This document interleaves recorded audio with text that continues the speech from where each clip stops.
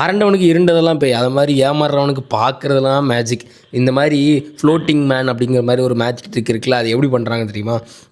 இதில் வந்து பார்த்திங்கன்னா கீழே வந்து நல்ல ஒரு பெரிய மெட்டல் பிளேட் வந்திருக்கும். அதில் வந்து ஒரு ராடை மாட்டுறதுக்காக ஒரு பைப் இருக்கும். இது வந்து துணியால் கீழே வந்து அந்த பிளாட்ஃபார்ம் வந்து மறைச்சி வச்சுருப்பாங்க. ஸோ இதில் அந்த ட்ரிக்கு பண்ணுறவர் அவரோட குச்சியை வந்து வச்சிருவார். ஸோ அந்த குச்சி ஒரு பெரிய ராடோட கனெக்டாக இருக்கும். அந்த ராடு கீழே வந்து பார்த்திங்கன்னா ஒரு நல்ல ஒரு பெரிய சாலிடான மெட்டல் பிளேட்டு அந்த ஸ்டூல் மாதிரி ஒரு ஸ்ட்ரக்சரில் வந்து இருக்கும்.